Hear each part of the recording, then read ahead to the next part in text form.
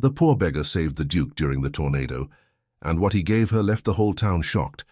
Before we begin this beautiful period romance story, tell me in the comments where you're listening from. I love knowing where you're joining me from. The bells of Saint-Michel had barely finished their morning song when Elise Moreau took her place by the fountain. Her shawl was thin. Her hands were colder than the stones beneath her skirt. She tucked a loose strand of hair behind her ear and set the small tin cup at her feet. It made a tiny, tired sound as it touched the cobblestones. A woman passed with a basket of carrots on her arm. "Move a bit to the side, girl," she said without looking down. "You're in the way." Elise shifted closer to the fountain. The water behind her murmured over worn stone. It was the most constant sound in her life. People came and went. Seasons changed. The fountain stayed. A coin clinked into the cup. "God keep you," Elise said quietly. The man who had dropped the coin did not answer. He was already calling to the butcher at the next stall, laughing about the storm that had ruined last week's market in a nearby town. "A storm like that here would sweep us all into the river," he shouted. Someone laughed. Someone crossed herself. Elise kept her eyes on the street. She watched shoes, boots, hemlines. The world passed at knee level when one sat on the ground. A small boy tugged at his mother's skirt and pointed. "Maman, why does she sit there every day?" "Hush," the woman snapped. "Do not stare. Keep walking." The boy stole another look. Elise smiled at him. It was small, quick, and vanished when the mother pulled him away. Invisible. That was what she was meant to be. The kind of person people pretended not to see, so they could forget that hunger had a face and a name. Yet when the carriage turned into the square, no one pretended not to see it. It was not grand by Paris standards, but in Montreval, the polished black wheels and the crest on the door shone like something out of a storybook. The horses tossed their heads, their manes neat, their harnesses gleaming. The coachman sat straight, gloved hands firm on the reins. "Monsieur le Duc," whispered someone near the baker's stall. "Adrien Beaumont, Duke of Montreval, lord of the manor on the hill, protector of the valley, owner of fields and forests and half the town's roofs." He might have been a painting brought to life. Dark hair, though a few silver strands showed at his temples, clean-shaven jaw, straight shoulders, a look that was not cruel but distant, as if his thoughts were somewhere beyond the square. He spoke to the coachman. The words did not reach the fountain. Yet Elise felt the weight of his presence as if a shadow had crossed the stones. Her gaze slid to the crest on the carriage door, a rearing stag, a crown over a shield, the Beaumont symbol. Something old twisted inside her, a memory of another man with that name, another time when it had been spoken in her home with fear and anger. She shut the memory away before it could take shape. That was long ago. That was before the winter, when everything had burned and gone cold.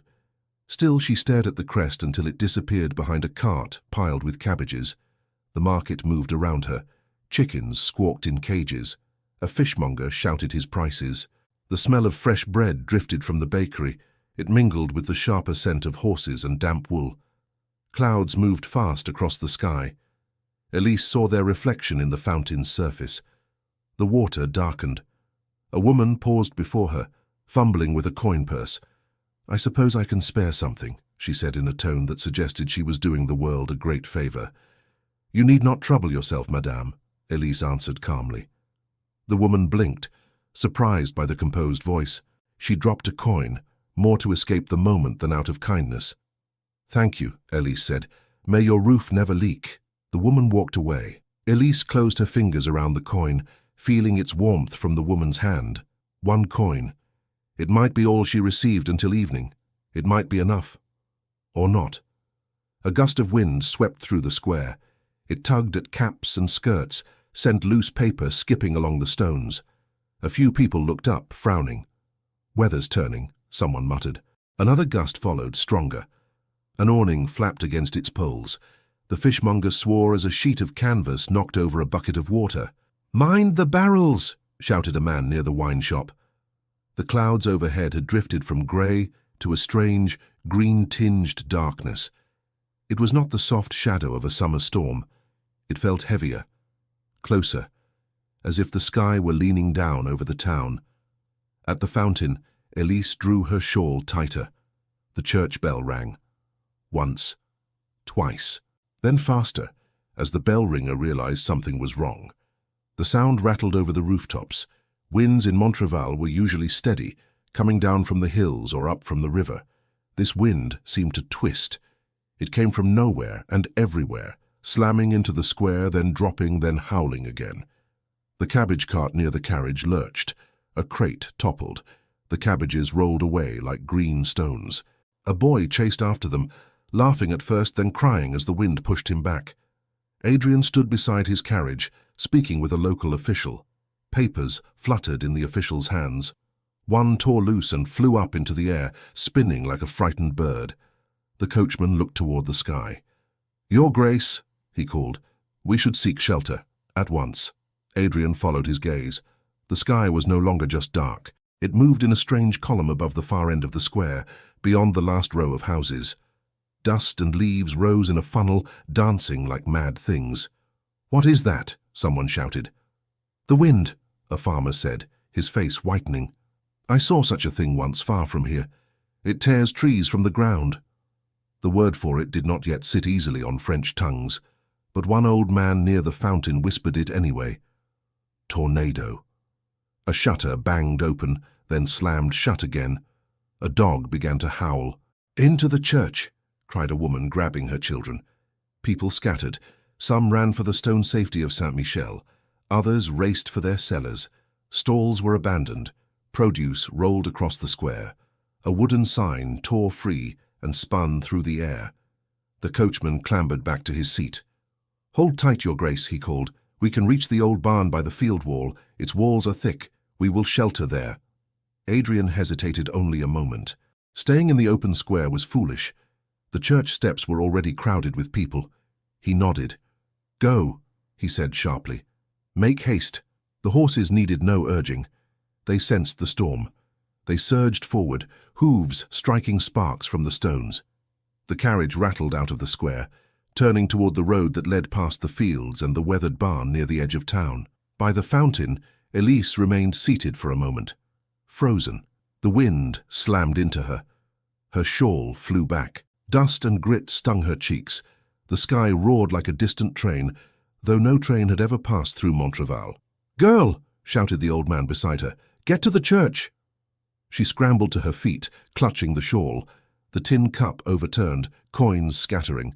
She stared at them stupidly, as if she could gather them all before the storm took them. A cabbage rolled past. A child's hat tumbled by. A rooster escaped from its crate, flapped in panic. Another gust, stronger. The fountain's spray was ripped sideways. Elise stumbled, caught herself on the stone rim and looked toward the road. She saw the carriage. The horses fought the wind, heads low, sweat already glistening on their necks. The old barn stood ahead, its roof tiles loose, its walls sturdy but not young. Beyond it, the funnel of spinning dust and debris moved closer, snaking toward the earth. "Into the church!" the old man cried again, grabbing her sleeve. "Come, girl!" She pulled her arm free. "I cannot," she said. He stared at her. "Are you mad?" Perhaps she was. The sensible thing, the safe thing, would be to run for the thick walls of Saint-Michel, to hide in the shadow of the altar and pray. No one would blame her. No one expected anything else from a girl like her. No one expected anything at all. But the carriage bore the Beaumont crest, the same crest that had once shone in wax on a letter that changed her family's fate, the same name that had turned her from a farmer's daughter into a beggar on the stones. If the Duke died now under that sky, crushed by falling wood and stone, the wrong done to her family would die with him. No one in Paris would care about a tenant in Montreval 20 years past. No one here would challenge a verdict long accepted. The story would remain what it had always been. The Moreaus were careless. The Beaumonts were just. He would die believing that story. No, she could not explain it. Not to the old man, not to herself. It was not forgiveness, she was not so saintly. It was something more stubborn than that. The belief, buried deep, that life was still precious, even when it belonged to a man whose very name hurt her. And perhaps more quietly, the desperate hope that saving him might one day force him to listen. She stepped away from the fountain. "Elise!" the old man shouted. "Where are you going?" She did not answer. The wind stole her words anyway. She bent low, head down, and pushed into the storm. The square was chaos. A barrel rolled past, narrowly missing her. A signboard crashed to the ground. A sheet of paper slapped against her face, then flew off. She squinted against the dust. Her lungs burned with every breath. "To the church!" a woman cried, shoving past her. Elise moved in the opposite direction, toward the road. Each step felt heavier, as if the wind were a hand on her chest, pushing her back. Her skirt whipped around her legs, threatening to trip her. She gripped the shawl with one hand and used the other to steady herself on walls, carts, anything solid. The roar grew louder. It was not just wind. It was broken branches, loose tiles, torn cloth beating against stone. It was the sound of the world being shaken. She left the square behind. The houses thinned. The open road stretched ahead, lined by low walls and hedges, flattened by the gale. The old barn stood near the field's edge, its walls grey, its roof dark and trembling. The carriage had stopped beside it. One of the horses had slipped. The animal struggled to regain its footing, eyes rolling white. The coachman yelled, trying to calm them, but his words were torn away. The carriage door hung open. Adrian was half out, one hand gripping the frame. "Inside the barn!" the coachman shouted. "It is safer than the carriage." Adrian's hair whipped across his brow. He shielded his eyes, peering at the sky. The funnel of wind and dust was closer now, its base wide, its top lost in the churning clouds. It moved with an awful, lazy purpose. He looked back toward the town. For a moment his gaze swept the road. It passed over Elise without seeing her, just another figure bent against the wind. "Go!" he shouted to the coachman. The coachman jumped down, struggling to control the horses. Another gust hit them. One reared, shrieking. The carriage lurched. Adrian lost his grip. He fell. The ground met him hard. The breath drove from his lungs. "Your Grace!" cried the coachman. But the man could not reach him. The horses thrashed, nearly trampling him, as he tried to free the reins from a tangle. The barn groaned. Its door banged open, then slammed shut, then open again. Dust poured from its eaves. A loose timber, already weakened by years of rain and sun, shifted. Elise saw it all in flashes. The Duke on the ground. The coachman trapped by the wild horses. The barn trembling like an old man in winter. The sky a boiling ceiling above them all. She forced her legs to move faster. "Adrian Beaumont!" she shouted, though she knew he could not hear her. The wind shoved her sideways. She stumbled against the low stone wall, scraped her hand, then pushed off again. The air tasted of dirt. Her eyes streamed. Her ears rang with the roar. Another step. Another. Each one a small battle. The funnel of the storm had almost reached the fields. It tore up clods of earth and flung them. A roof tile whistled past her head. She ducked instinctively. Her heart hammered in her chest. Adrian tried to rise. Pain shot through his leg. He looked down and saw that his ankle had twisted under him in the fall. He could put weight on it, but each step would be slow. Too slow. He glanced at the barn. A place of shelter, if he could reach it. Another groan. Another rain of dust. He pushed himself up anyway. The wind shoved him. He took one step, then another. The timber in the barn's frame shifted again. With a cracking sound that cut through even the storm's roar, it gave way. Half the roof dropped. The front wall buckled.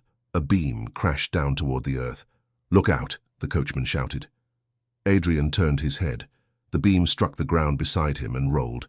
Smaller timbers slid down, trapping his lower leg and pinning him in a prison of splintered wood and broken boards. Pain shot through him. He gritted his teeth. He tried to pull free. The wood would not move. He was caught. For the first time, fear lanced through the calm he had held since the sky darkened. Not the distant fear of a lord hearing bad news about a harvest, but sharp, animal terror. The storm was coming. He could not run. No one could reach him, unless he saw a figure moving through the haze.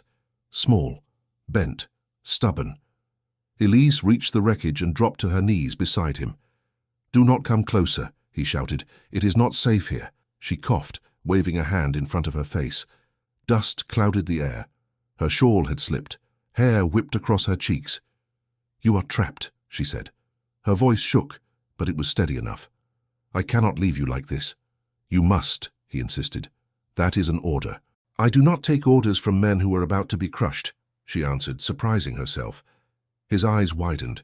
Even now, some part of him recognized the spark of defiance in her. It was almost absurdly out of place, like a candle in a storm. Yet it warmed something in him. Another beam creaked above them. The barn shed pieces like an old tree losing branches. Listen to me, Adrian said. The storm will pass. You must go to the church. The storm will pass, she repeated. And if it does so over your grave, what then? She studied the tangle of wood. One thick beam pinned his leg. Smaller boards lay across it. She put her shoulder against one of the lesser pieces and pushed. It shifted a little. Do not, he said. You will hurt yourself. What do you suppose will hurt more? She asked, teeth clenched. A bruise or watching you die because no one would lift a hand? Wind screamed around them. The ground shuddered. The funnel cloud loomed at the edge of the field. Closer, always closer. Adrian reached down, trying to help. Together they shifted one board, then another. Each one freed made the main beam a little lighter. Elise's arms burned. Splinters dug into her palms. She could feel her muscles begin to tremble. Leave it, he said. You have done enough. I have done nothing yet, she snapped. She wedged her foot against a stone, braced her back, and shoved again. The beam groaned but did not lift. The storm roared louder. Debris flew around them. A length of broken fence clattered nearby. The coachman finally freed the horses, slapping their rumps to drive them away from the worst of the wind. He tried to reach Adrian, but a flying plank forced him to duck back. Your Grace, he cried. Hold on. I'm trying, Adrian muttered. Elise sucked in a breath that scraped her throat. Help me, she said to him. When I lift, pull your leg free. You will be crushed, he repeated. Then hurry, she replied. There was no time left for argument. He nodded once. Very well, he said. On your word. She found a longer board lying nearby and wedged it under the beam like a lever. Her hands slipped.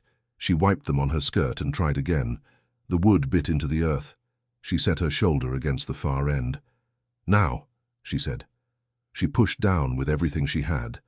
Her muscles screamed. Her vision blurred. The beam rose a finger's width. 2. Her breath tore from her lungs. She thought her bones would crack. Adrian pulled. Pain shot up his leg like fire. He dragged his foot free, just as another shudder ran through the barn's remains. The beam slipped from the lever and crashed back to the ground, missing his boot by inches. Elise fell forward, catching herself with her hands. Her arms shook uncontrollably. She could do no more. You are free, she gasped. Adrian scrambled away from the wreckage, then turned back to her. Can you stand? He asked. She tried. Her legs wobbled, but they held. A sharp pain stabbed at her side where a plank had struck her.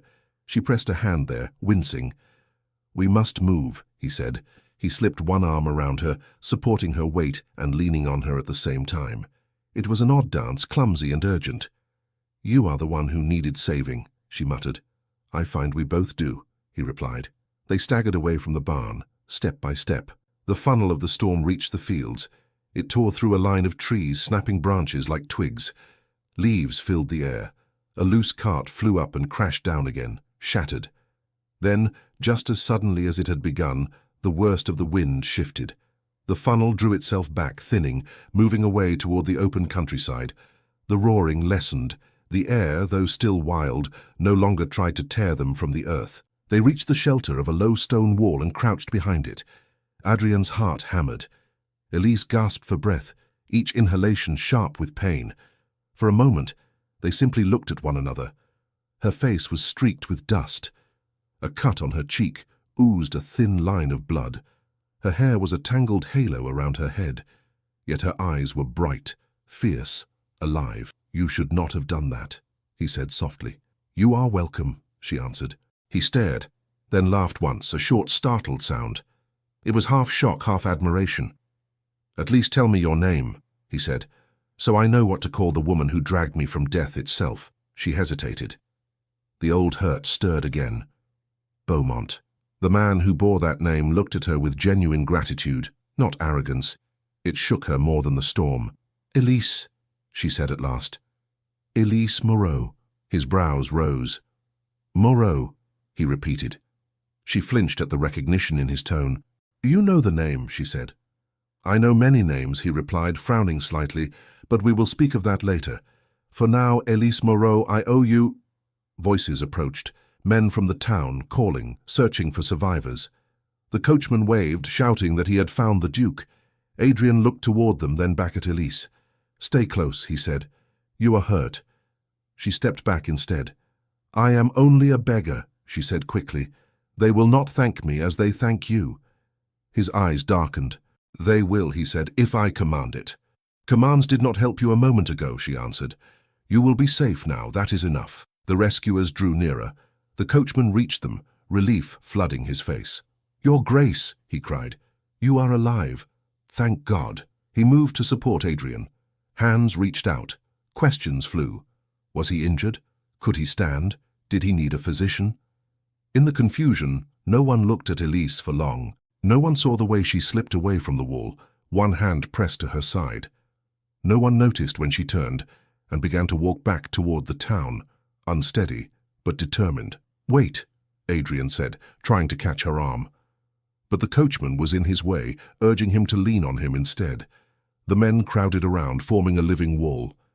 Your Grace, the town is damaged, one of them said. Come, let us take you back.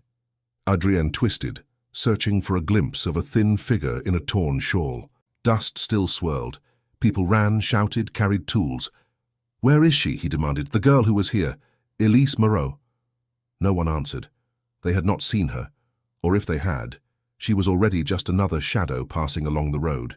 As they helped him toward the carriage, Adrian looked back at the ruined barn, at the broken beam that had nearly crushed him, and at the empty place where she had stood, and he realized he did not even know the name of the woman who chose his life over her safety, and silently vowed he would not rest until he found her. The storm left as suddenly as it had come. The next morning, Montreval woke to broken tiles, scattered branches, and a strange hush. People stepped out of their doors as if the sky might change its mind and come roaring back. Roofs were damaged. A few chimneys had fallen. A wagon lay on its side in the ditch near the road. But no one was dead, and the church still stood. In a town used to smaller misfortunes, that counted as a miracle. It also meant there was plenty to talk about. Did you see it with your own eyes? The baker asked, kneading dough with quick hands. The wind turned like a snake. My wife swears she saw it touch the ground. In my day, the old man at the fountain said, we had storms, yes, but nothing like that. It was a sign. A sign of what? Someone asked. A sign that God is displeased, the old man answered. Or perhaps only bored, who can tell? But even the storm itself soon took second place to a better story. It was the Duke, I tell you, the fishmonger said, arranging his meager catch. His carriage near the barn. The roof fell. They say he was trapped. And who pulled him out? The butcher's wife demanded. Speak sense, Pierre, you always forget the best part. A girl, he said. A beggar girl, one of those who sit by the square. Which one? A customer asked. The one with the grey shawl, another replied. Thin as a reed. I have seen her near the fountain. Bah, the butcher snorted. A story grows arms when it is told twice. No beggar has strength to lift a beam. Storms make people stronger, the old man said. Fear puts iron in the bones. By the fountain, Elise sat in her usual place. Her side ached when she drew a deep breath. She had wrapped a strip of cloth around the bruise where the plank had struck her. Every swallow tasted of dust, though the air was clear. Her shawl was torn. She had stitched it clumsily in the dim light of the poorhouse, the only place that would let her sleep indoors when the wind still growled outside. The matron had grumbled, but even she had been shaken by the storm.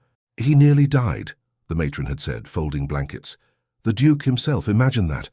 The good Lord must still have some use for him. Elise had said nothing. She lay awake on her narrow pallet, listening to other women snore, replaying every moment by the barn. The beam, his leg, his face when she refused to leave him, his voice when he asked her name. She had given it. He had repeated it. Then the others came. Hands pulled at him. Voices called. And she, as always, had slipped away before anyone could decide what to do with her. Now in the daylight, she wished she had not spoken so quickly. To give her name to a Beaumont felt like placing her heart in a hand that had once crushed everything she loved. Elise, a voice called. She looked up. It was the old man from the day before, his cap askew. They talk about you, he said, lowering himself to sit beside her. Everywhere. I am sure they have better things to say, she replied. He chuckled. Maybe, maybe not. They say you pulled the Duke from under half a barn. Half a beam, she corrected. And he pulled as much as I did. You kept your head, the old man said. More than some who have roofs over them.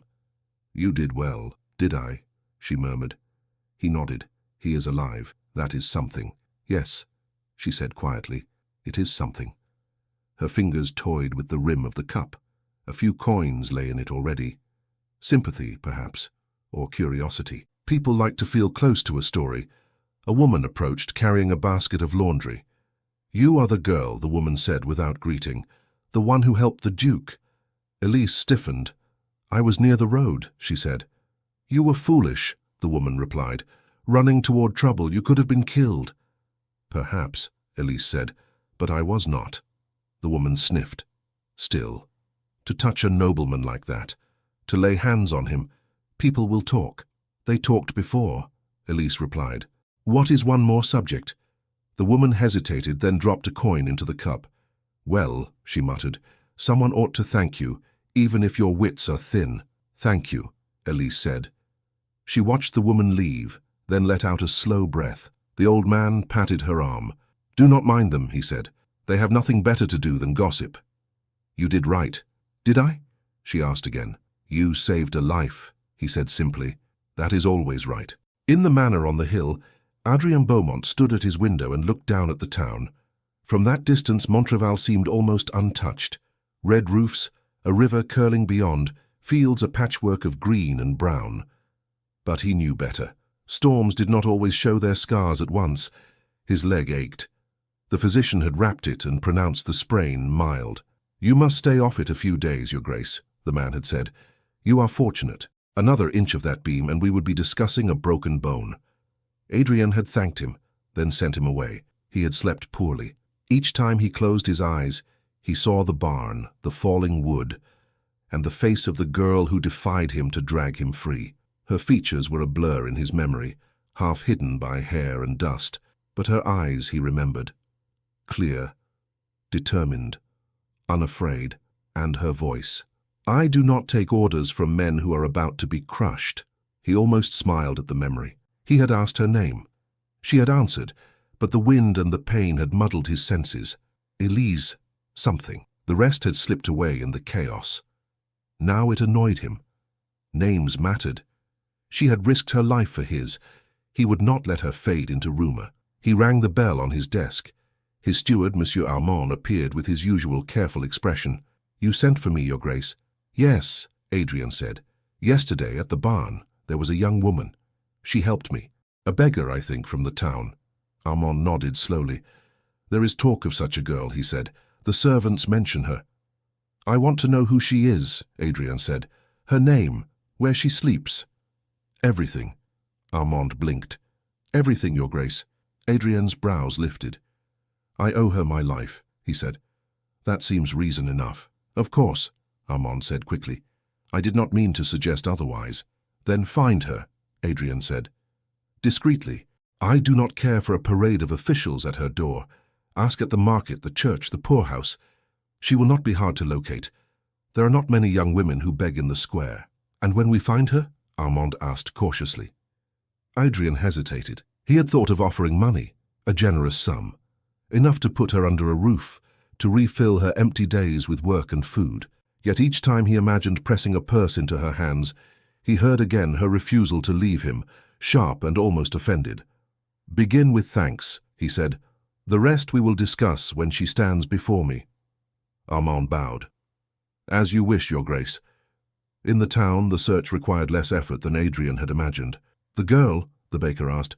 Of course, she sits by the fountain, thin thing, brown hair, keeps her back straight, like a lady.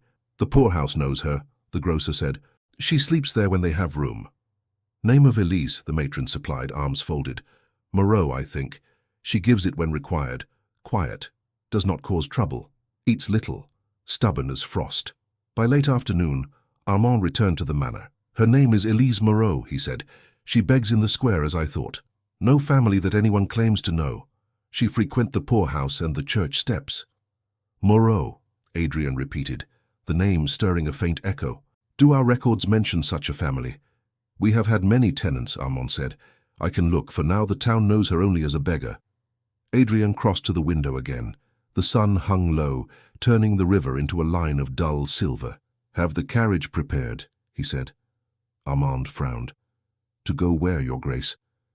To the square, Adrian said. Now? So soon after the storm? Your leg? My leg is attached, Adrian said dryly. It will manage the weight of gratitude. See to it. Armand hesitated. Forgive me, Your Grace, he said, but to be seen in the square seeking out a beggar girl, people will talk.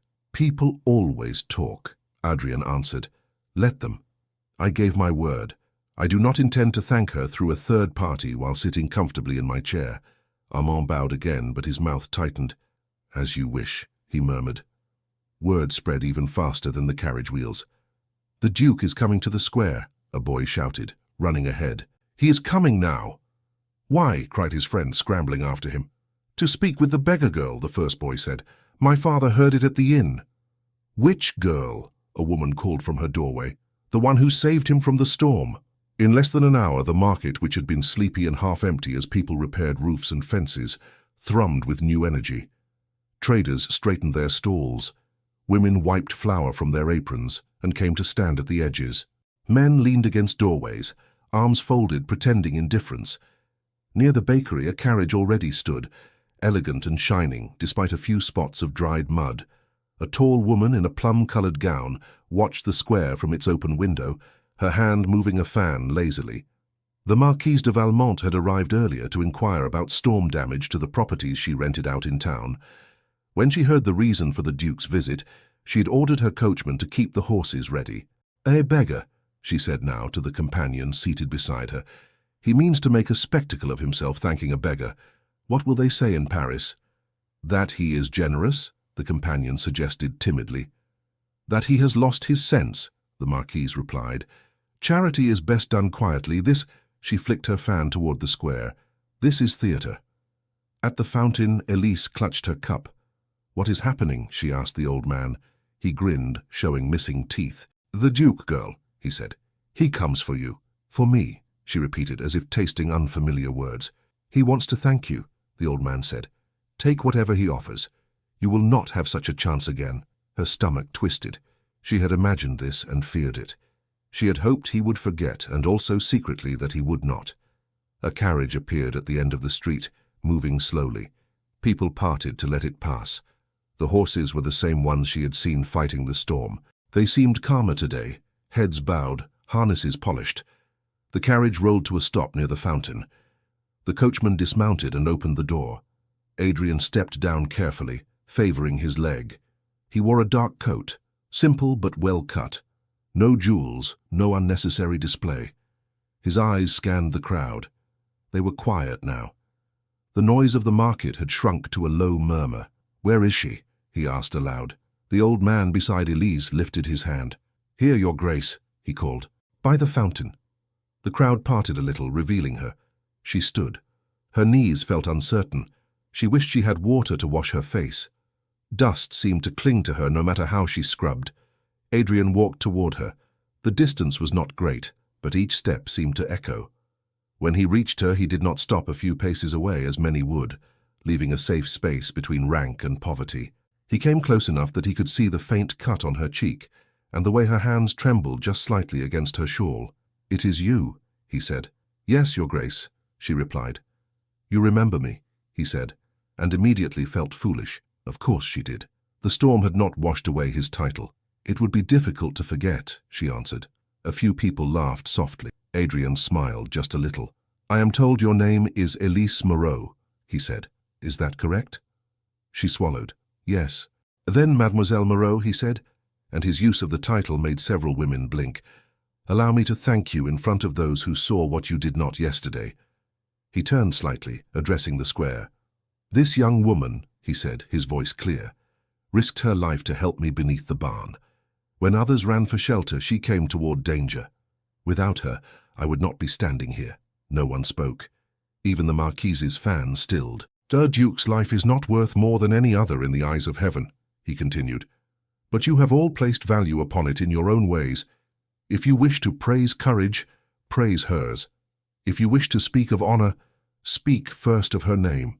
The words struck Elise like blows and blessings at once. She had never heard anyone say her name so loudly, as if it belonged in the air.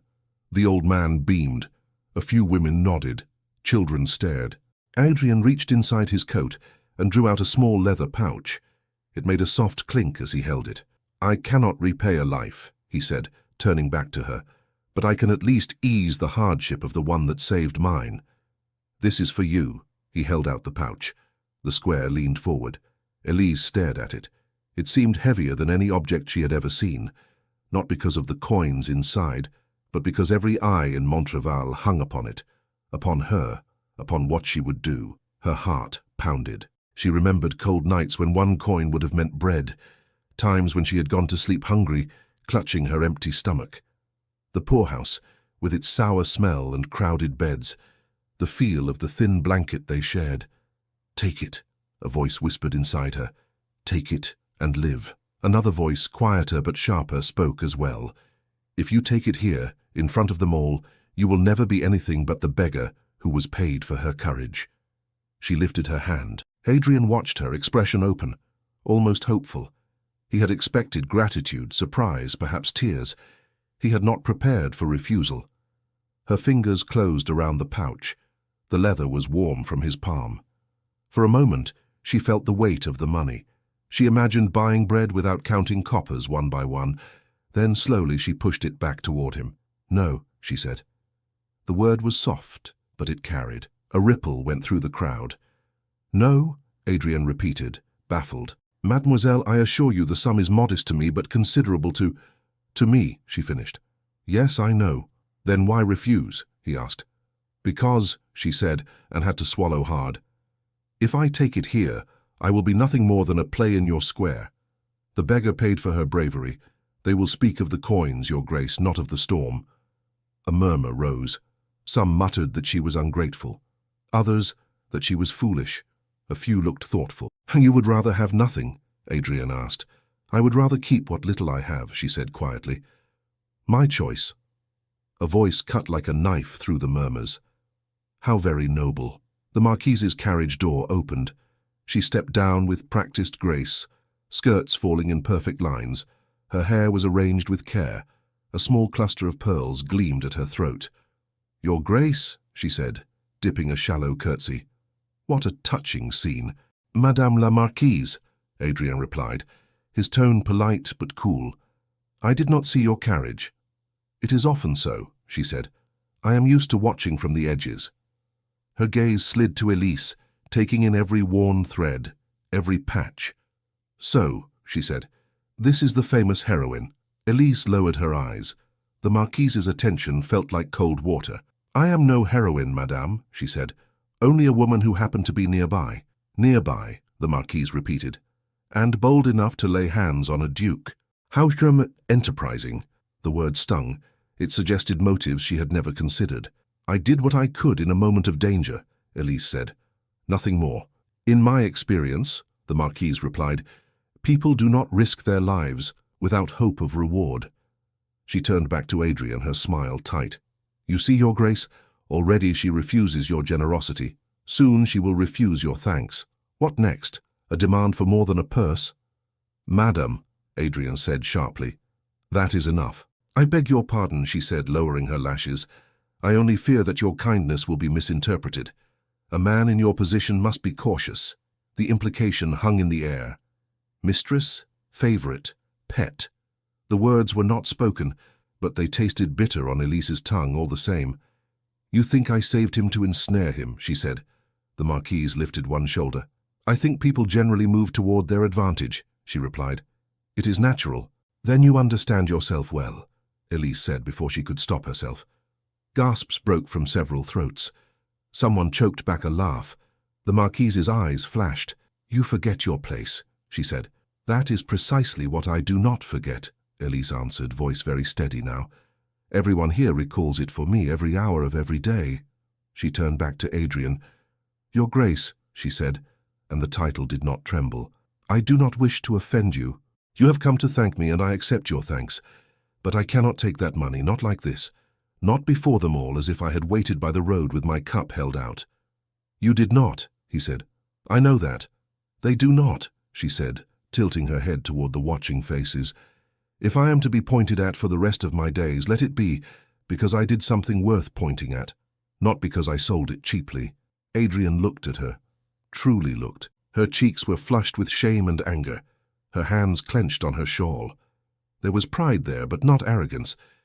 He suddenly understood that the pouch in his hand was heavier than he had imagined.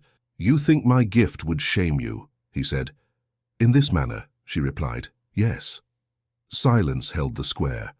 The Marquise smiled again, thin and satisfied. You see, Your Grace, she said, this is why one must be careful. Elevate a beggar an inch, and she will demand a foot. I demand nothing, Elise said. If Your Grace walks away now and never speaks to me again, my life will be much as it was. Adrian's jaw tightened. That is precisely what troubles me, he said. He turned away from the Marquise and faced the crowd once more, the pouch still in his hand, the coins inside now feeling like an insult rather than a blessing. Then, for all Montreval to hear, he vowed that if coins could not honor her courage, he would find another way to thank Elise Moreau, one that would shake every certainty they held about their places in the world. Montreval did not sleep much that night. People lay in their beds replaying the Duke's words in the square. Some repeated them with pride, others with unease, a few with a touch of envy. If coins cannot honor her courage, the baker's wife murmured to her husband, what will? Nothing that concerns us, he replied, turning on his side. But he lay awake too, considering. In the poorhouse, Elise stared at the low ceiling. The matron had grumbled when she came in late. You stir up trouble in the square, the woman said, folding her arms, and then think you can slip in here unnoticed? I stirred nothing, Elise replied. I said only what I could bear. The Duke will forget it by morning, the matron said. Men like him have larger matters to think about than beggar's pride. I hope so, Elise said. But as she lay on her narrow pallet, listening to the soft snores of the other women, she knew that she did not hope so, not truly. His face when she pushed the pouch back, the way he had looked not offended, but thoughtful. The public promise, so bold it had drawn breath from the entire square. She turned on her side, pressing a hand to her aching ribs. Fool, she whispered to herself. In the manor, Adrian stood in his study, the pouch of coins still on his desk. He had not sent it back to the strongbox. It sat there, a silent rebuke. Armand lingered by the door. Your Grace, the steward said. If I may speak plainly. You usually do, Adrian said. This situation, Armand went on cautiously, may become delicate. You refer to my public vow, Adrian said. Yes, Armand said. To refuse money before the entire town was unusual, some might say disrespectful. She did not refuse me, Adrian said. She refused the manor. To the common ear, there is little difference, Armand replied. And now there are expectations. If you do nothing, you will appear fickle. If you do too much, you will appear foolish. Adrian looked at the pouch. And what do you consider too much? He asked. Anything that gives the impression of attachment, Armand said slowly. She is a beggar, Your Grace, a young woman alone. People will talk, they already do.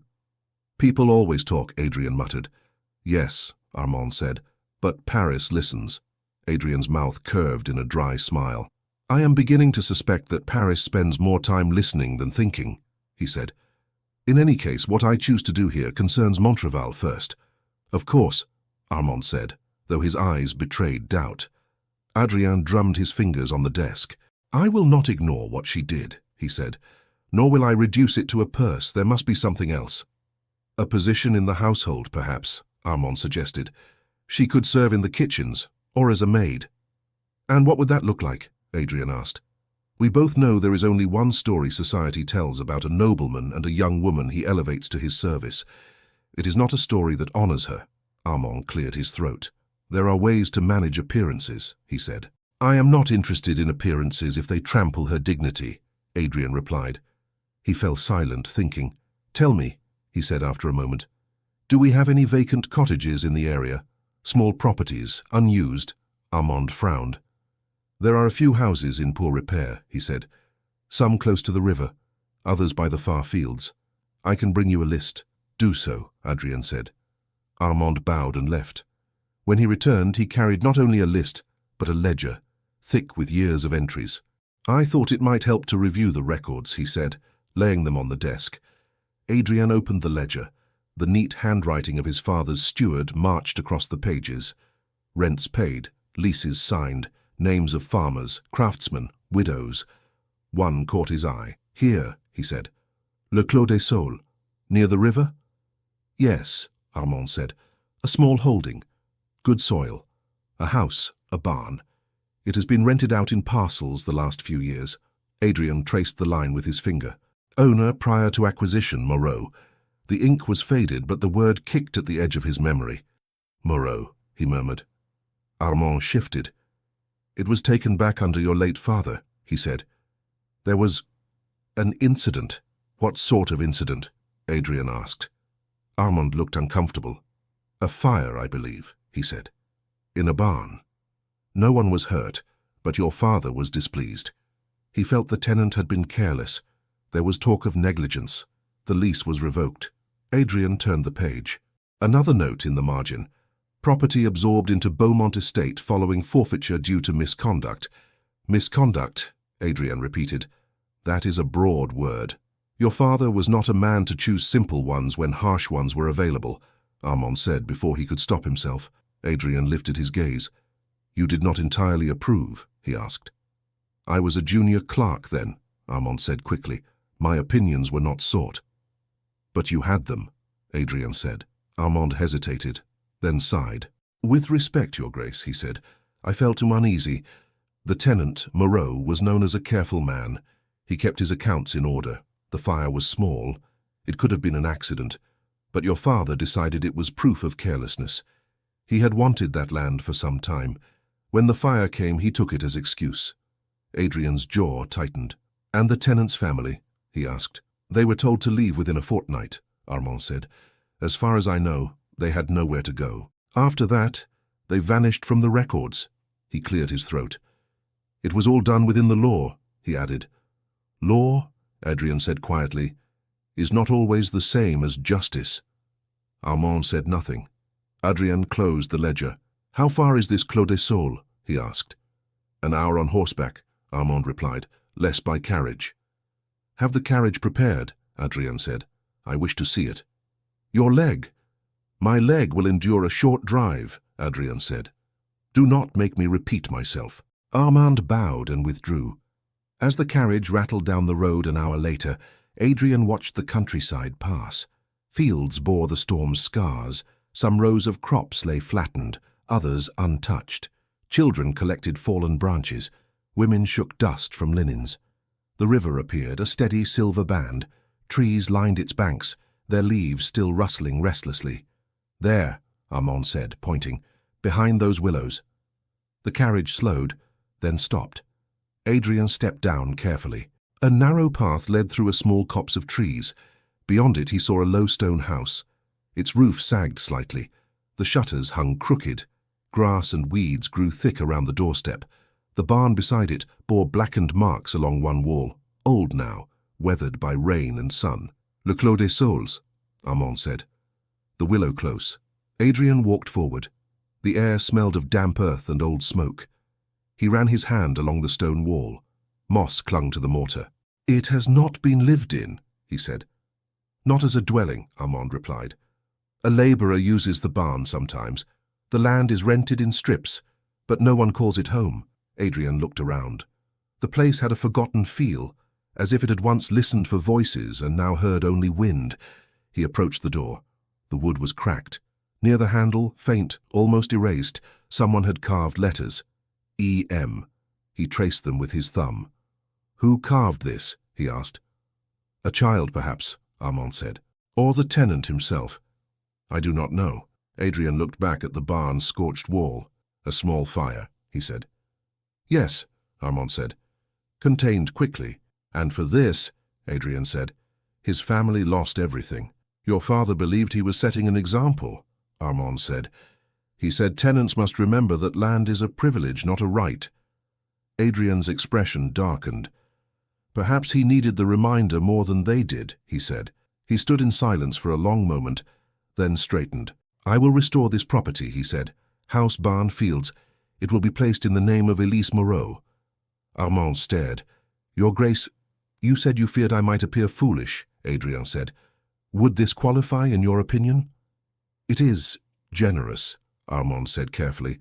A whole property to someone of her station. Her station, Adrien cut in, is that of a human being who saved my life. That alone merits more respect than many who were born to wealth. Armand pressed his lips together. You are the Duke, he said. You may dispose of your lands as you please. I will have the legal papers drawn.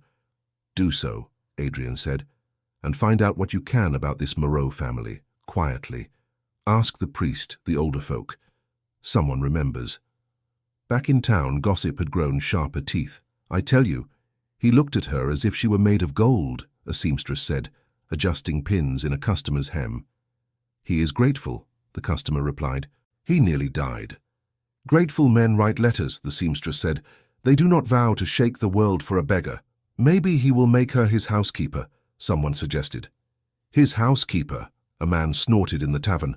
Is that what they call it now? Laughter followed. Not all talk was cruel. Some women spoke of courage, of the way Elise had refused the money. I would have taken it, one admitted, washing clothes by the river. Pride is fine, but coins buy bread. Perhaps her pride is all she has left, another replied. Would you give away your last blanket, even for a warmer one, if the whole town watched to see how you shivered?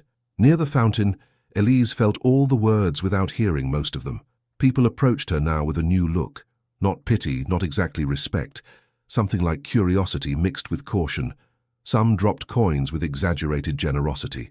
For the heroine, one man said loudly, so others could hear. She hated that word on his lips. Others stared and did nothing. A few whispered as they passed. She must have planned it, she overheard a woman say. No one runs into a storm like that by accident.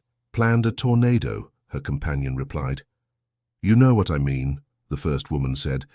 Perhaps she waited for a chance to attach herself to him. Elise pretended not to hear. By afternoon, even pretending grew tiring. Her side hurt. Her head ached. I will walk to the river, she told the old man. For air. Take care, he said. The wind may not be done with us. It never is, she replied. She followed the path out of the square, away from the market noise. The river was calmer than her thoughts. Water moved steadily over stones, unconcerned with names and titles. She sat on a rock and watched a fallen branch drift past. Conscience, she said softly, repeating the word she had thrown at the Marquise. Would I really have left him if he had been anyone else? The memory answered. The beam, his trapped leg, the roar, her own stubborn refusal to run. She sighed. She had not asked herself whose life she was saving, only that a life was there to be saved. She heard footsteps on the path behind her. I thought I might find you here, a voice said. She turned quickly. The Marquise de Valmont stood a few paces away, skirts held clear of the damp earth by careful hands. Her companion lingered behind her, head bowed. Madame, Elise said, rising slowly. No need to curtsy, the Marquise said lightly. You have already made your bow to fortune. Elise clenched her hands. Did you follow me? She asked. I was taking the air, the Marquise replied. Imagine my surprise when I saw you. Alone. Pensive. It seemed a perfect moment for conversation. I am not sure we have much to say to each other, Elise said. On the contrary, the Marquise said. We have a great deal. You see, your actions in the square concern me. How flattering, Elise said. The Marquise's smile sharpened. You think yourself sharp, she said. Storms and defiance make good stories for a week or two. But when the mud dries, positions remain. I am trying in my own way to offer you advice. Advice, Elise repeated. Yes, the Marquise said. You have caught the Duke's attention. Men are impulsive after brushes with death. They make grand promises. They talk of debts. It is all very stirring. But when time passes, they regret gestures made in public heat. He did not look heated, Elise said. He looked determined. And determination fades, the Marquise said. Society does not. If he persists in making much of you, tongues will wag, not just here, in Paris, in salons.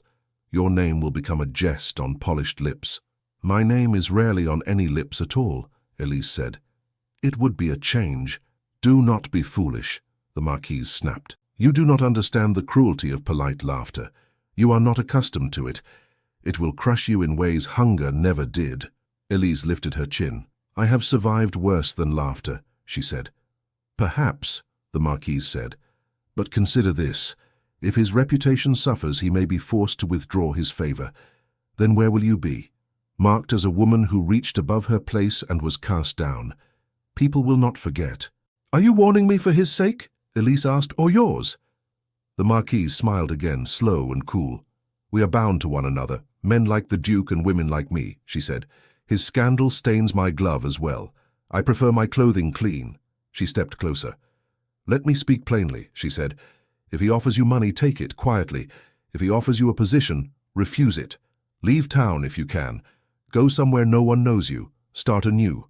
If you stay, if you accept some grand gesture, you will become a thorn in everyone's side. And thorns get plucked. Elise met her gaze. Why do you care so much what becomes of me? She asked. I do not, the Marquise said. I care what becomes of Montreval, of the order that keeps it running. A duke who throws houses at beggars sets a poor example. Houses, Elise repeated. Is that the fear? Rumor travels faster than carriages, the Marquise said. They say he spoke of finding another way to thank you, something that will shake certainties. There are only so many ways to shake a certainty, my dear. She let the words hang. I will keep your concern in mind, Elise said. See that you do, the Marquise replied.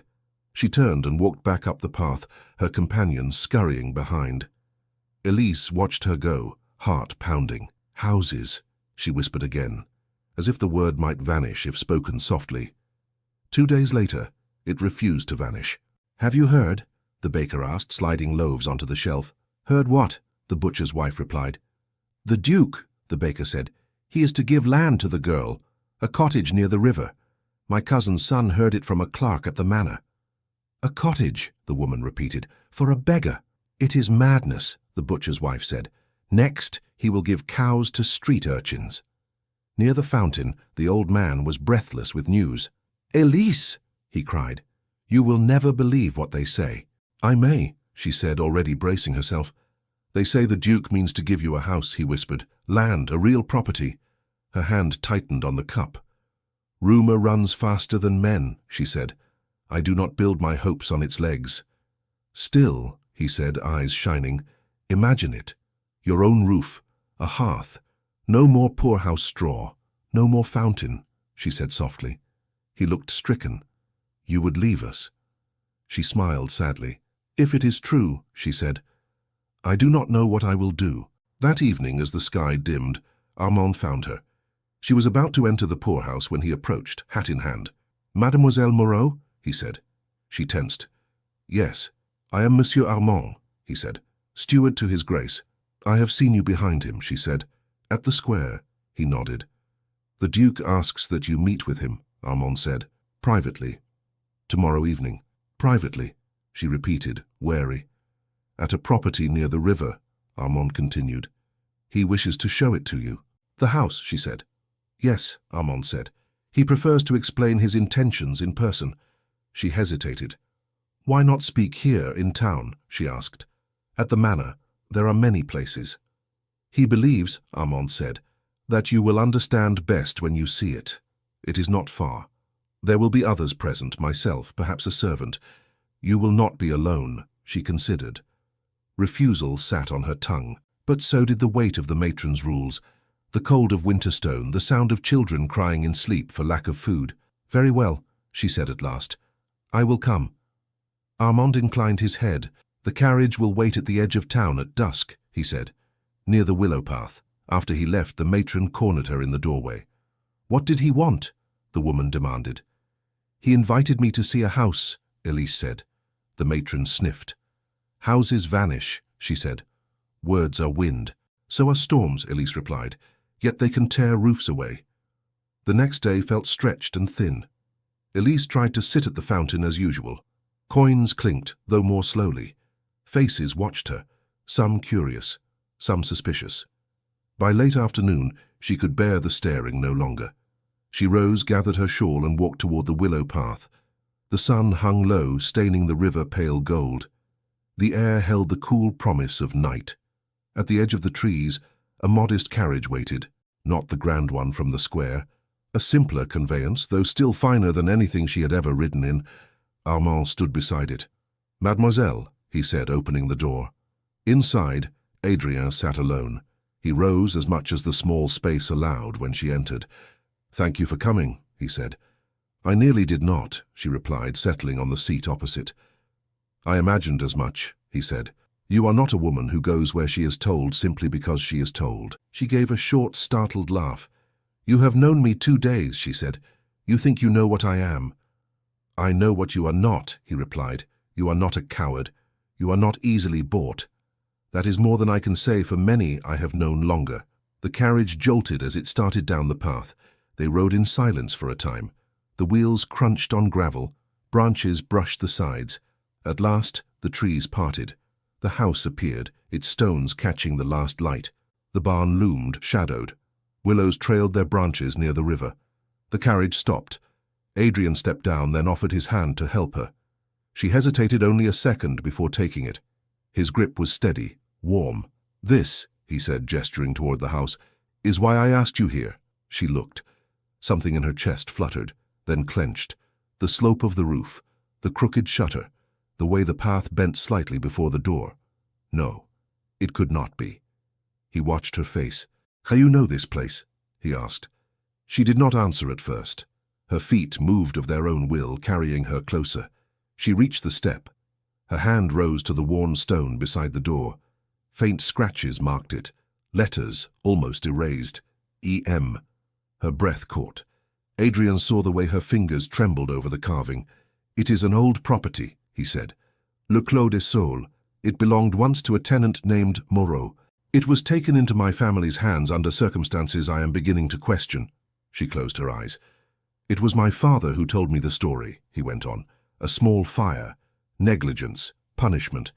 It seems now more like an excuse." She turned, slowly. "It was not negligence," she said. "It was lightning. The storm struck the barn. My father worked all night to keep it from spreading. He begged for understanding." Adrien's face tightened. "So you do know," he said softly. "I lived here," she said. "I carved those letters when I was a child."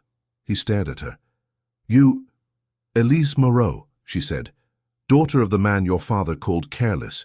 This house was ours until the day his men came with papers and orders and told us we had 2 weeks to be gone." She let her hand fall from the stone. "It was your father, Your Grace," she said quietly. "It was your father who took this house from my parents and cast us into the road." For a moment, Adrien did not speak. The evening air felt thinner. The river sounded louder. The letters under Elise's fingers seemed to burn his eyes. "My father," he said at last. "You are certain?" She gave a small, humorless smile. "There are some days one does not forget," she said. "The day the barn burned, the day he came, the day my parents' faces changed." "Tell me," he said quietly. She looked past him, toward the water. "You want to hear about the fire," she said, "or about what came after?" "All of it," he replied. "If you can bear to speak of it. I cannot change what I do not understand." She hesitated, then lowered her hand from the wall. She walked toward a low stone by the door and sat. "I was 9, she said. "It was summer, hot. The air felt thick. My father watched the sky all afternoon. He did not like the clouds. Adrien stayed standing a few steps away, as if coming closer might crush the words. In the night, the storm came," she went on. "Lightning struck the field, then the side of the barn. It woke us. My father ran out in his shirt. He shouted for water. My mother and I carried buckets from the well." Her eyes were awake, but he could tell she was looking at another night. "The flames climbed," she said. "They licked the wood like tongues. My father shouted until his voice broke. He kept the fire away from the house, away from the neighbors' fields. By morning the barn was black, but nothing else burned." "And then?" Adrien asked. "Then he sent word to the manor," she said, "because that was what one did. We were tenants. Your father had the right to know. My father believed he would come, see the effort we made, understand." A bitter sound escaped her, too sharp to be a laugh. "He underestimated your father," she said. Adrian flinched at the hardness in that word. He came?" Adrian asked. "Yes," she said. "With men, with papers." He looked at the barn. He looked at my father, at my mother, at me. He did not look long. He did not ask many questions. "What did he say?" Adrian asked. "He said," she replied slowly, as if repeating it for the first time in years, "that a tenant who cannot keep fire from his own barn does not deserve land. That negligence spreads like rot. That an example must be made." She clasped her hands to keep them from shaking. "My father tried to explain," she said. "He showed where the lightning struck. He showed the buckets. His hands were blistered from the heat. Your father did not care. He saw only the black wood, and in it he saw an excuse." Adrian's throat tightened. 2 weeks, she went on. "That was what he gave us. 2 weeks to leave. My mother cried. My father stopped speaking. He signed the paper because he had no choice." She looked up at Adrian. "Your father did not need the barn," she said. "He did not need the field. He had more land than he could walk in a week. But he took it. Because he could."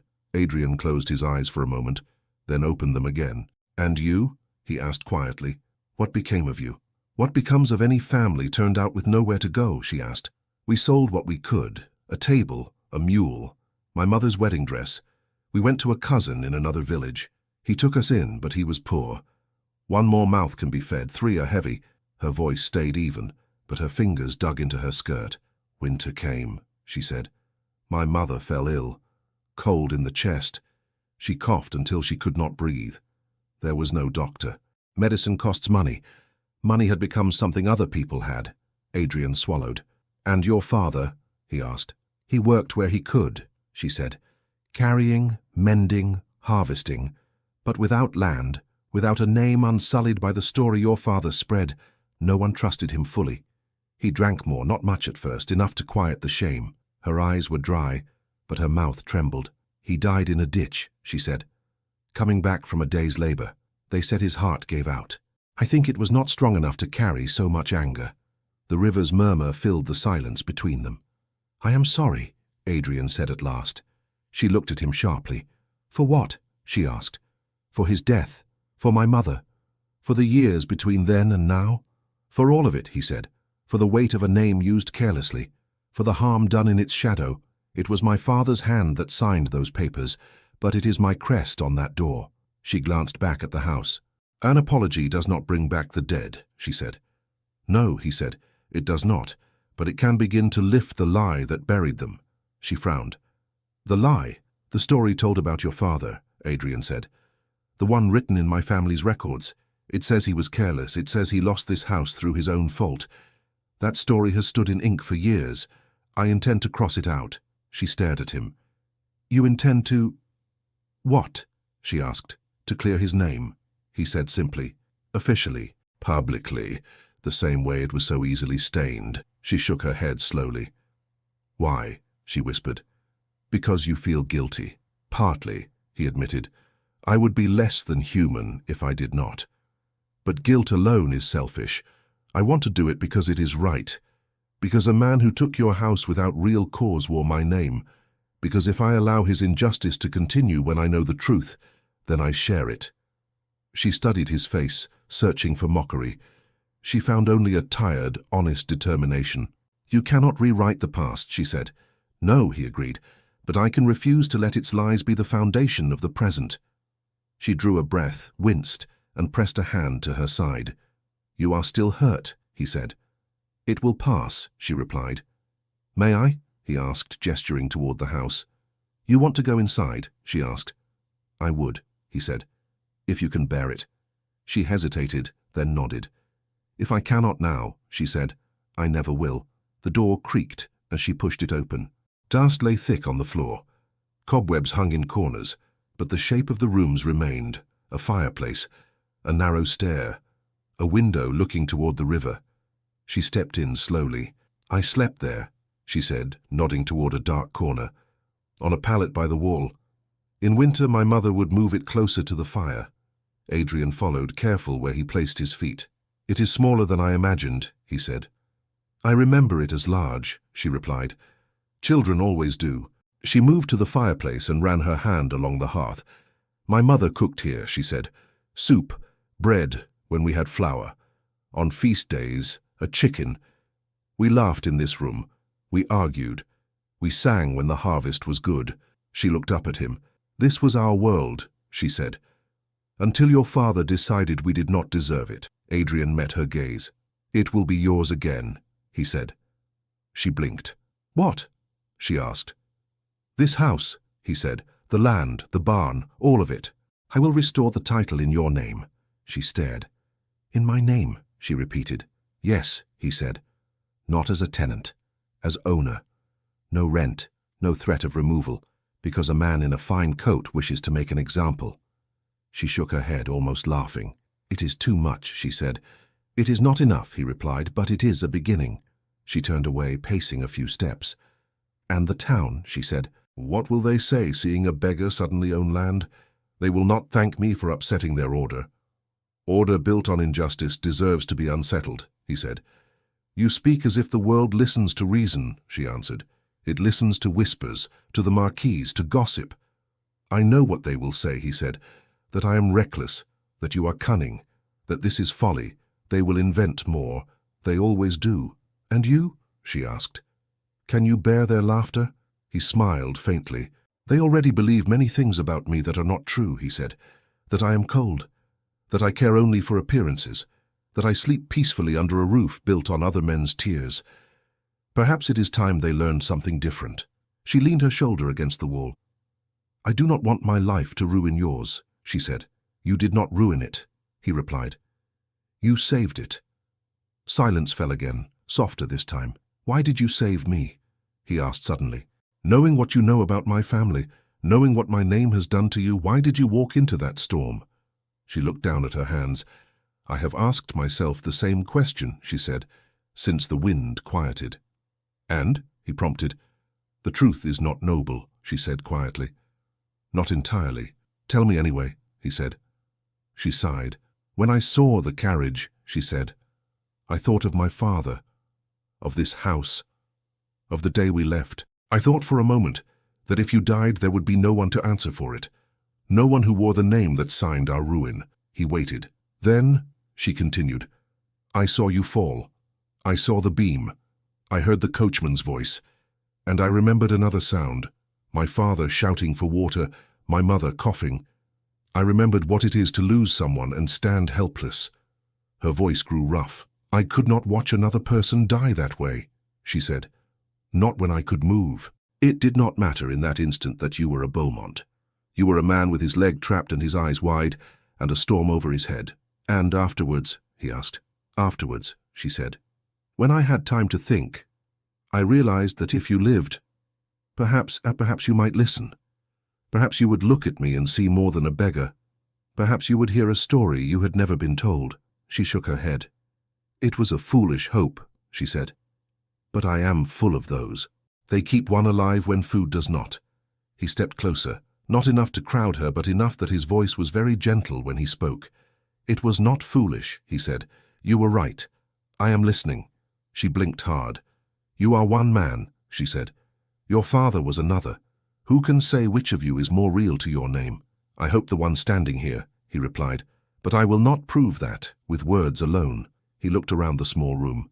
"Here is what I propose," he said. "I will restore this property to you. We will put your name on the deed, not tomorrow, not hidden in some ledger, but formally, with witnesses."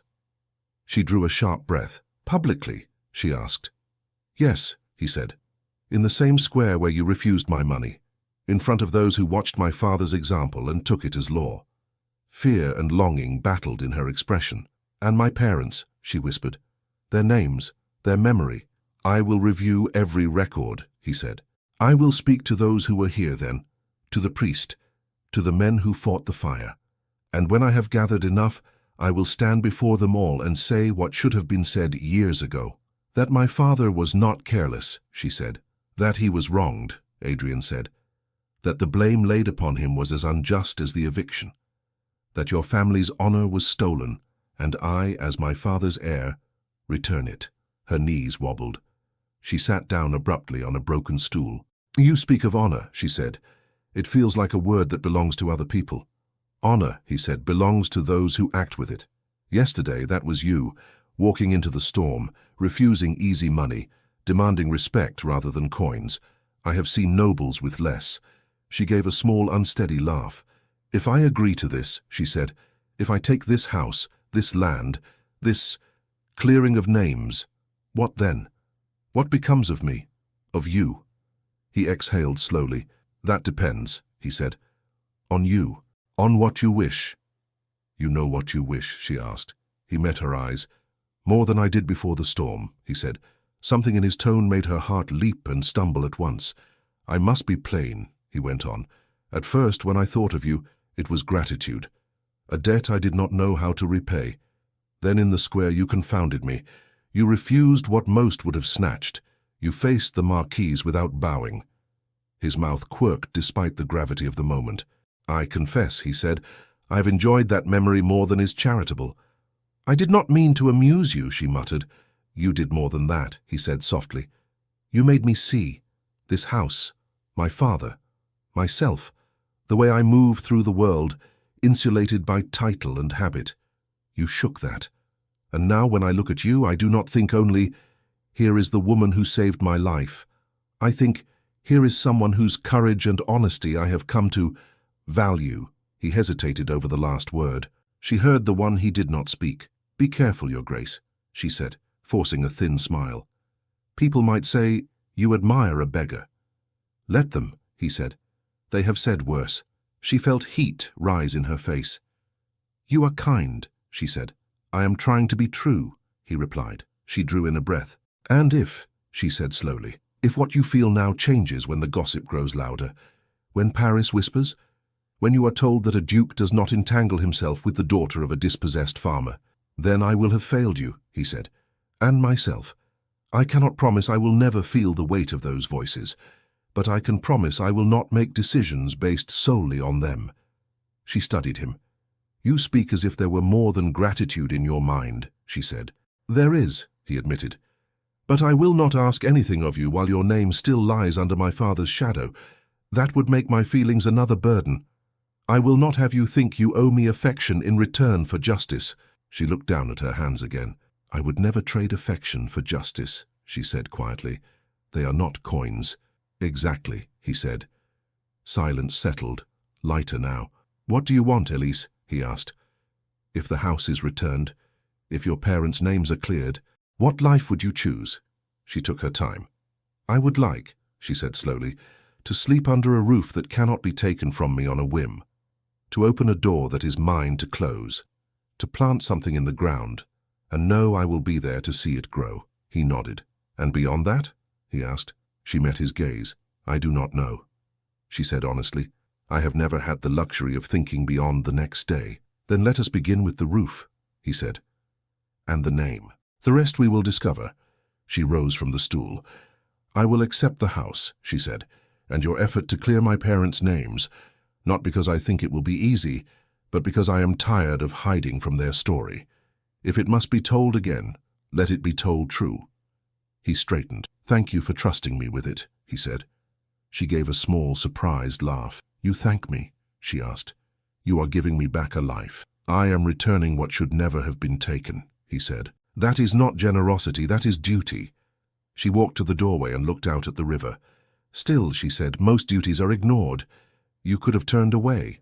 "I had 17 years to turn away," he said, "from the moment my hand first held a pen over those ledgers. I did. I turned away by never asking. Consider this, my late correction." The light outside had softened. Shadows stretched across the grass. "I should go," she said. "The matron will lock the door." "You will not need her door much longer," he replied. "One day at a time," she said. He joined her at the threshold. "When the papers are ready," he said, "I will send word. And when the time comes to speak in the square, I will ask you to stand with me, not behind me, beside." She looked up at him, startled. "Beside?" she repeated. "It is your story," he said. "I would not tell it over your head." A slow, uncertain warmth unfurled in her chest. "I do not know if I am strong enough," she said. "So you walked into a tornado," he replied. "You can stand in a square." She smiled, small but real. "Perhaps," she said, "if you are there." "I will be," he said. They stepped outside together. The air smelled of damp earth and willow leaves. The river whispered on. The scars on the barn's wall glowed faintly in the fading light, less like a wound and more like an old memory. For the first time since she had been a child here, Elise felt that the ground beneath her feet might one day be hers again, not as a dream, but as a fact. As they walked back toward the carriage, side by side, the distance between Duke and Beggar did not seem quite so impossible, and the promise they carried between them was no longer about a debt of life, but about a future both of them were just beginning to dare to imagine. The bell of Saint-Michel rang longer than usual that morning. People glanced at one another as the sound went on and on, rolling over roofs and alleys like a question. "Another storm?" the baker's wife asked, wiping flour from her hands. "No clouds today," her husband said, stepping into the doorway. "It is a different kind of weather." He nodded toward the square. A notice had been nailed to the post near the fountain at dawn.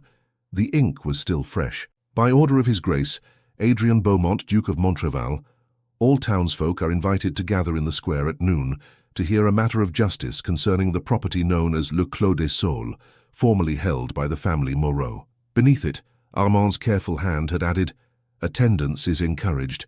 Truth concerns us all." People read it once, twice. Some crossed themselves, some snorted, some smiled, uncertain.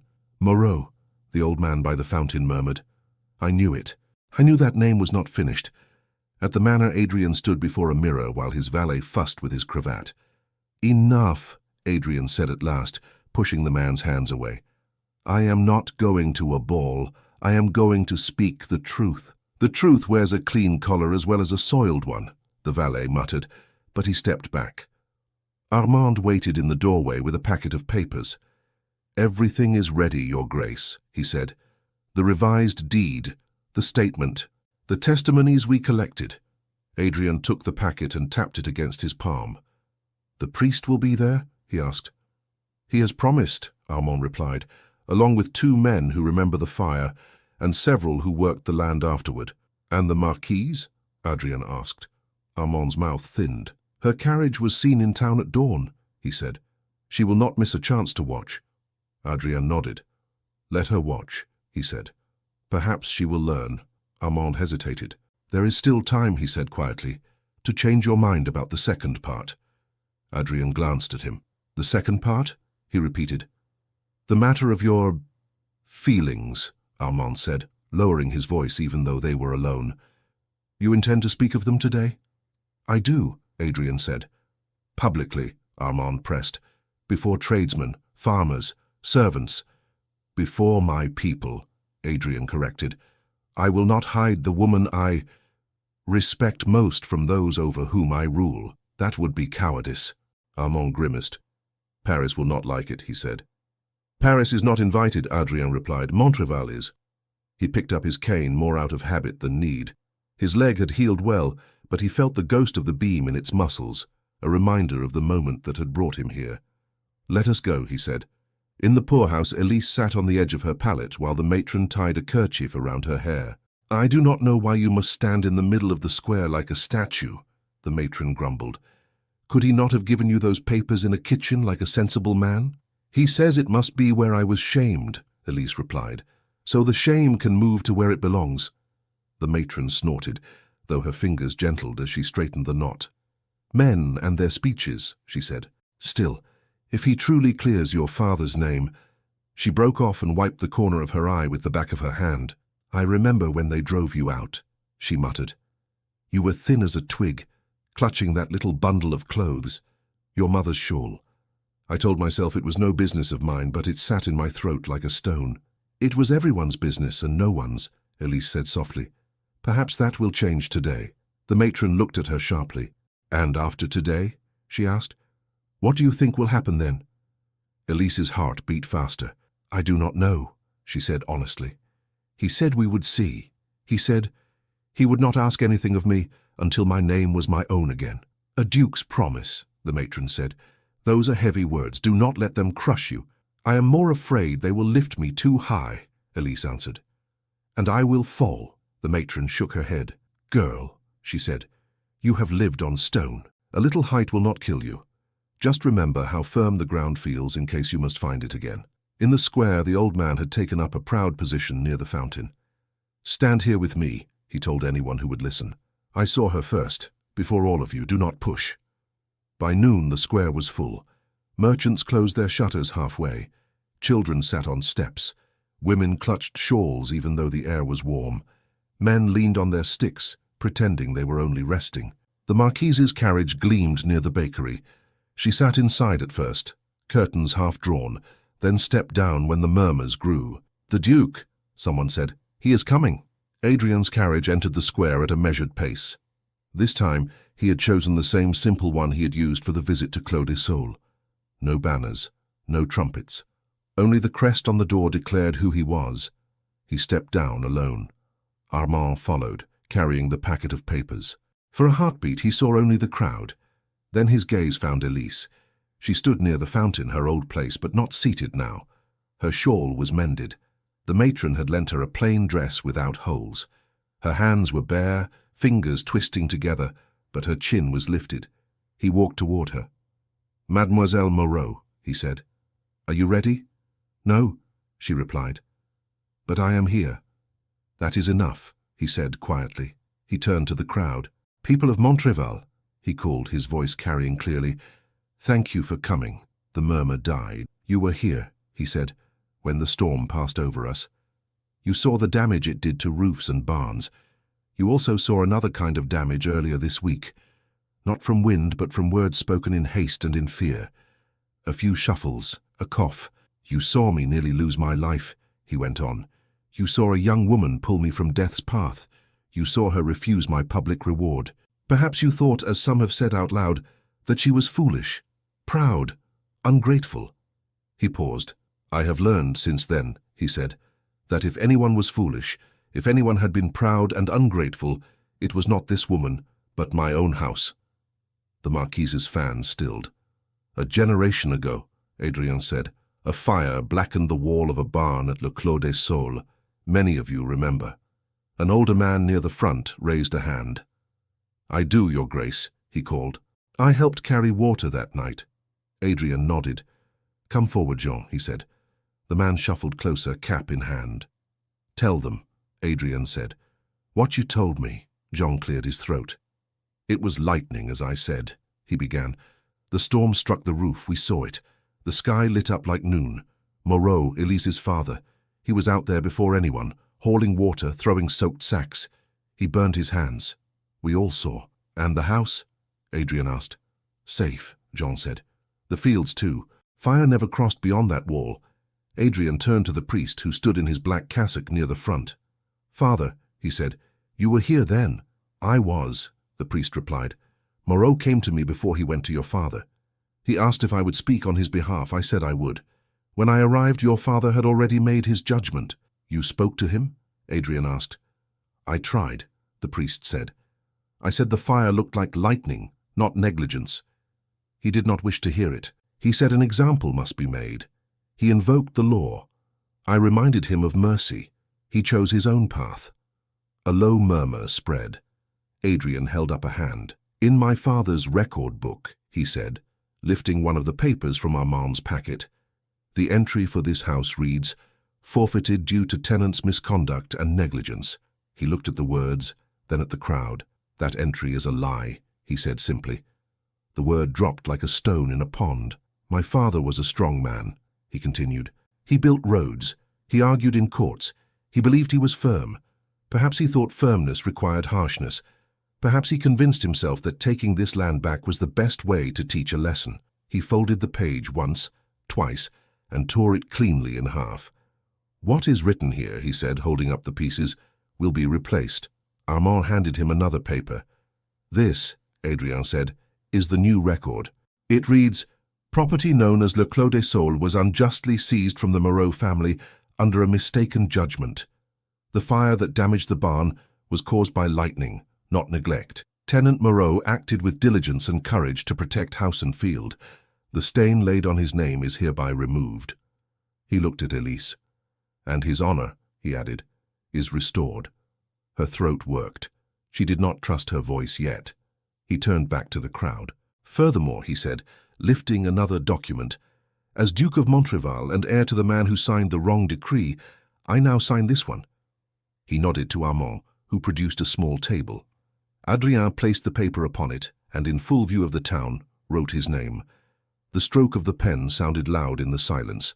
This deed, he said, returns Le Clos des Saules, its house, its barn, its fields, to its rightful heir, Élise Moreau. Murmurs surged, shocked exclamations, a few delighted cries. The old man by the fountain clapped his hands. "Ha!" he shouted. "I told you she was not made for these stones." Adrienne extended the deed toward Elise. Her hands shook as she reached for it. "Are you certain?" she whispered. "I have never been more certain of anything," he replied. Her fingers closed around the paper. It felt unreal, too light for what it represented. She looked up at the crowd. Many faces she knew. The baker, the butcher's wife, the fishmonger, the children who had once been scolded for staring at her.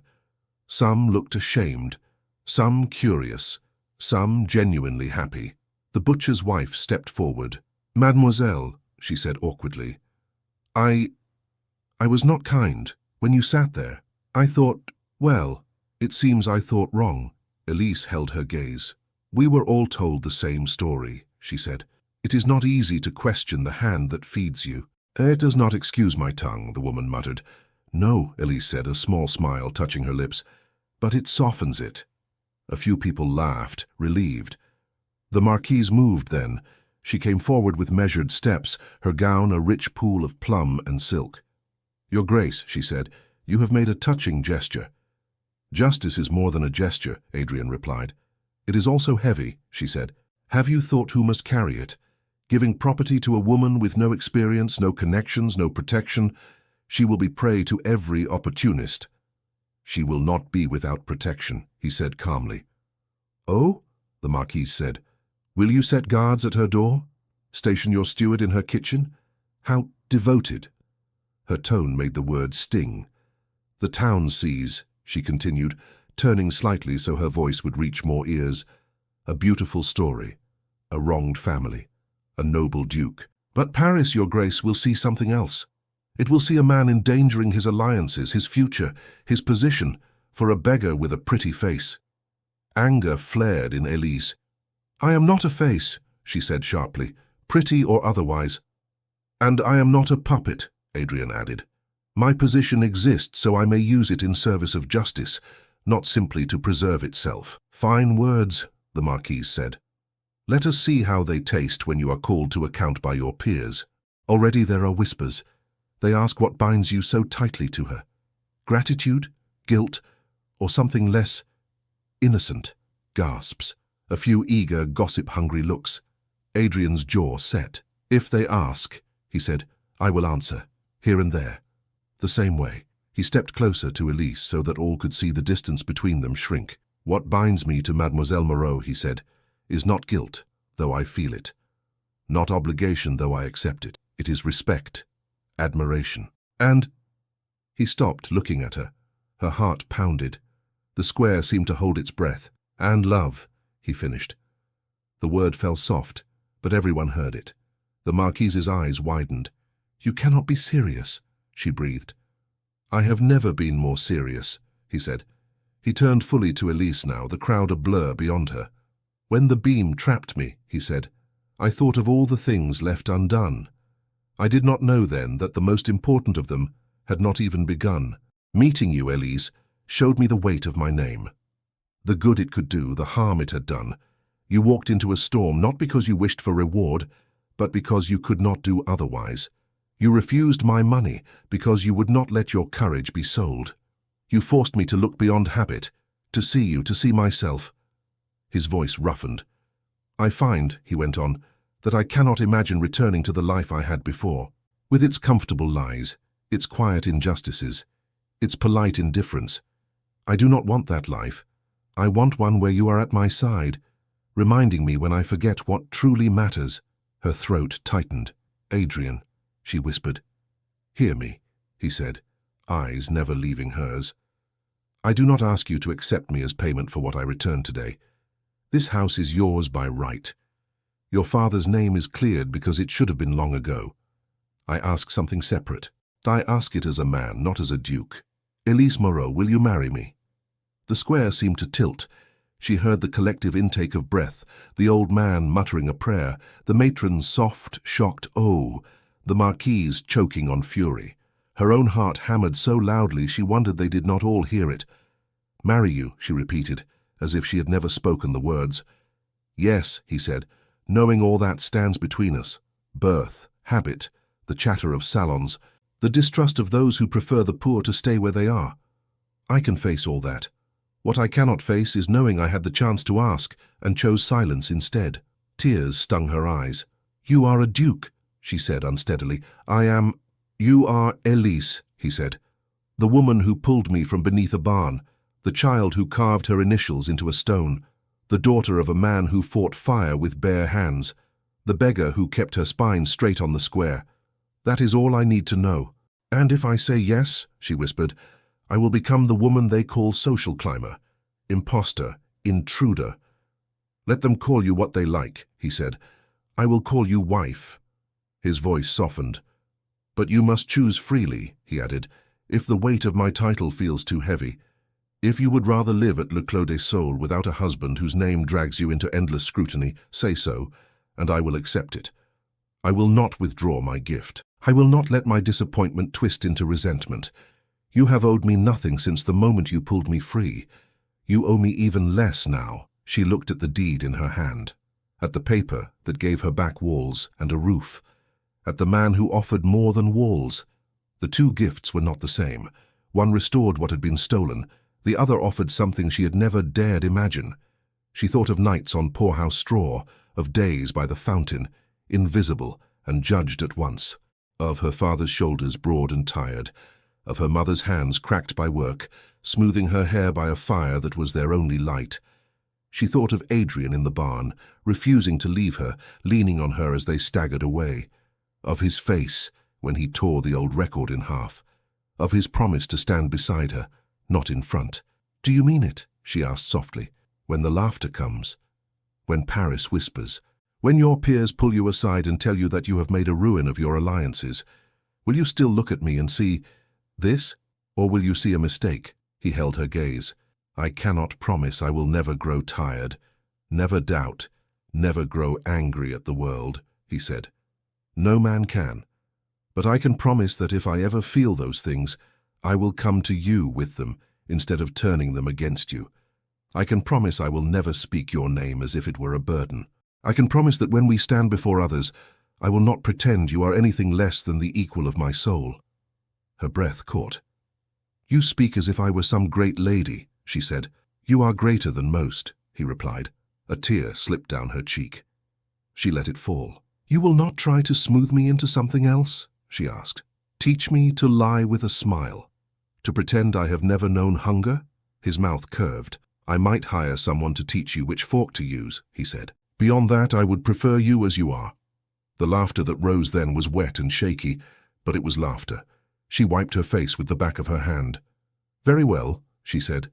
The square leaned in. "Very well," he repeated. "Yes," she said clearly, so even the last row could hear.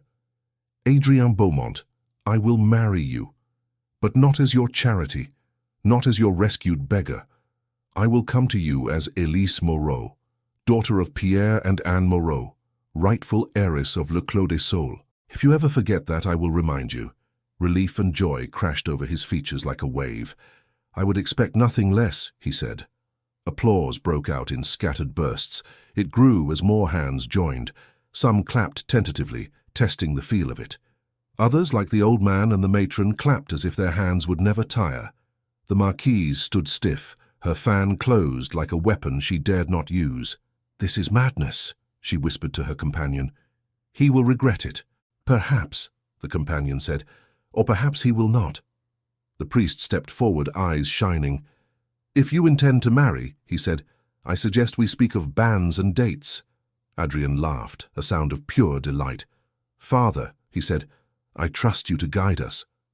He turned back to Elise. "May I?" he asked, offering his hand. She placed hers in it. "One step at a time," she murmured. "Together," he replied. The wedding took place 3 weeks later. The church of Saint-Michel had been scrubbed till its floor shone. Wildflowers filled jars along the aisle. No glittering chandeliers, no foreign guests. Only Montreval, in its best shirts and shawls, packed into pews and standing along the walls.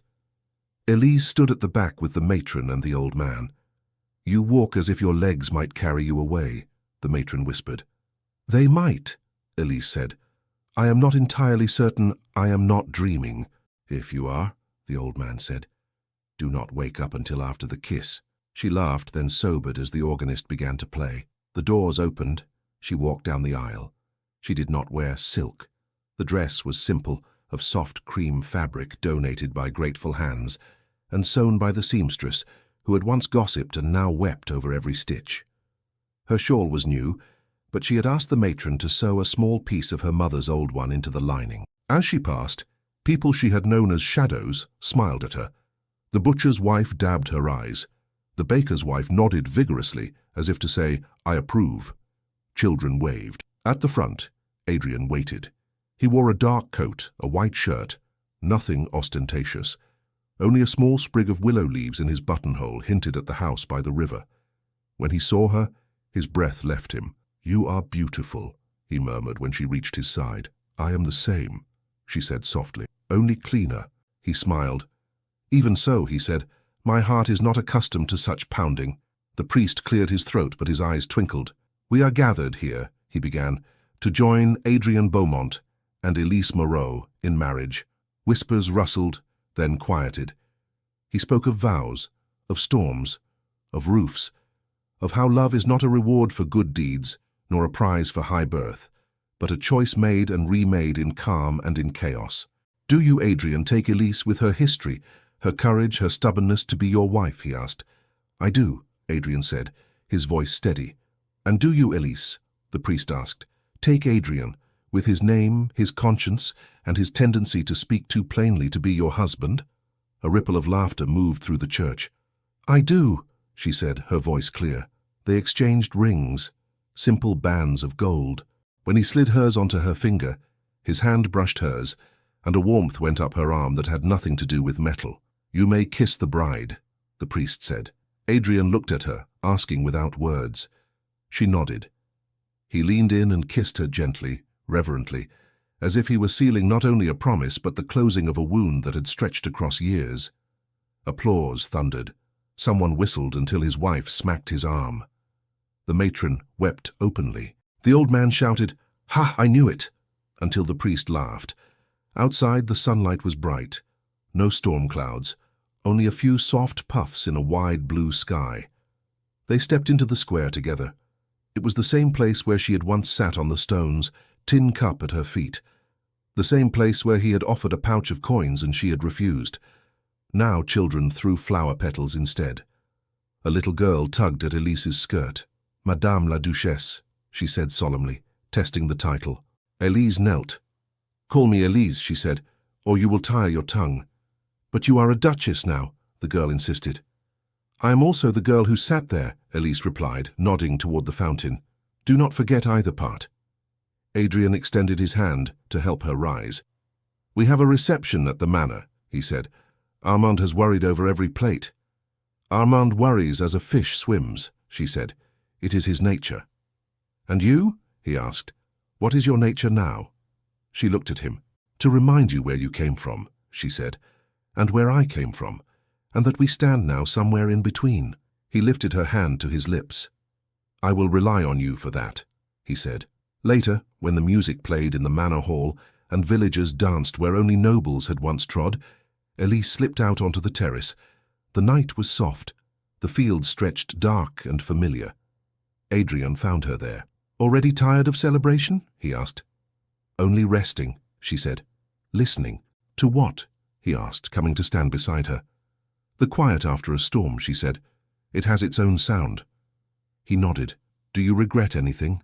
he asked, voice low. She thought about it. "I regret that my parents are not here," she said, "that they cannot see the stone with their name cleared, that my father cannot walk his fields again." He squeezed her hand. Beyond that, she continued, I regret nothing. He exhaled, tension leaving with the breath. Nor do I, he said. Not the square, not the house, not the vows. If storms are what it took to bring us here, then I will be grateful even to the wind. She turned to face him. They will speak of your gift, she said. The house, the deed, the marriage. They will say it shocked the town. Let them, he replied. They might also say it healed it. She smiled. The old man says storms show what is rotten and what holds, she said. Perhaps we were the part that held. Perhaps, he agreed. He drew her closer, their foreheads touching lightly. Whatever they say, he murmured, I know this. Once I would have walked past you at the fountain without seeing you. Now I cannot imagine a world where you are not the first thing I look for. And I, she said, once thought all Beaumonts were the same. Now I know at least one can learn. He laughed softly. Teach me then, he said. I will, she answered. Every day. They stood together, Duke and former beggar, husband and wife. Their shadows joined on the stones of a town that had watched their storm and their calm. And in that quiet moment, Montreval understood that the most shocking thing the Duke had ever given the poor girl from the fountain was not land nor title, but a love that dared to rewrite both of their histories. Thank you so much for listening to this story all the way to the end. We hope it moved you as much as it moved us while telling it. We'd love to hear your thoughts. Leave us a comment telling us where you're listening from and what you liked the most. Rate this story from 0 to 10. What score would you give it? If you enjoyed this story, don't forget to subscribe to the channel and leave a like as a show of support. That really motivates us to keep creating and sharing more stories full of emotion and life lessons. And before we go, we want to remind you that an exciting and heartwarming story recommendation will appear on the final screen. If you'd like to enjoy it, just click on the video. Thank you once again for being here, and we'll see you in the next story.